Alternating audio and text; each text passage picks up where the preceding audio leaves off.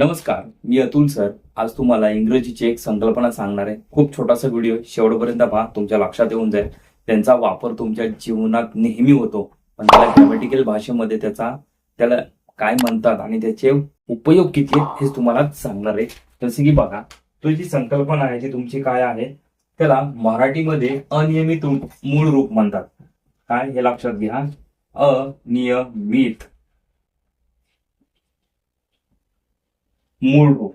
आता इंग्रजीमध्ये काय म्हणतात, इन्फिनिटिव्ह. हे लक्षात घ्या, इन्फिनिटिव्ह म्हणजेच काय, अनियमित मूळ रूप. आता ह्याच्यामध्ये काय की तुम्हाला टू चा वापर करायचा असतो. काय, टू चा वापर. बघा, ह्या इन्फिनिटिव्ह म्हणजे ह्या अनियमित मूळ रूपाला इंग्रजीमध्ये वर्ब्स इन्फिनिट पण म्हणतात. हा, लक्षात घ्या. जर तुम्हाला म्हणलं की वर्ब्स इन्फिनिट करा, तर मग समजायचं की तुम्हाला काय इन्फिनिटिव्ह करायचं, हे लक्षात ठेवा. बघा, सांगतो एक्झाम्पल्स.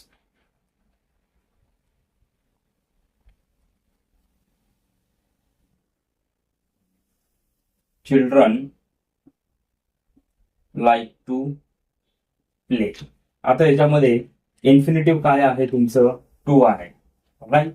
ह्या टू चा संबंध फक्त ह्या लाईकशी आहे, ह्या कर्त्याशी नाही. म्हणजे त्याचं लिंग, त्याचं त्याला वचन, ह्याच्याशी काही संबंध नसतो. म्हणजे कर्त्याशी कसला संबंध आहे, फक्त ह्या क्रियापदाशी.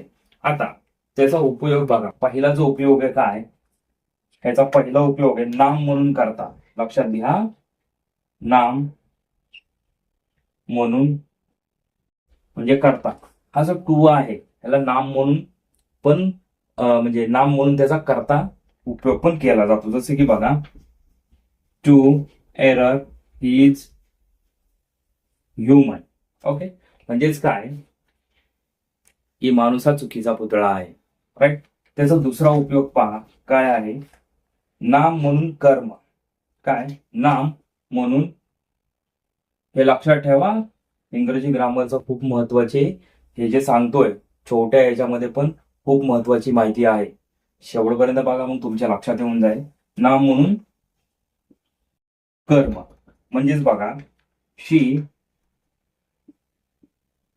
Likes to paint.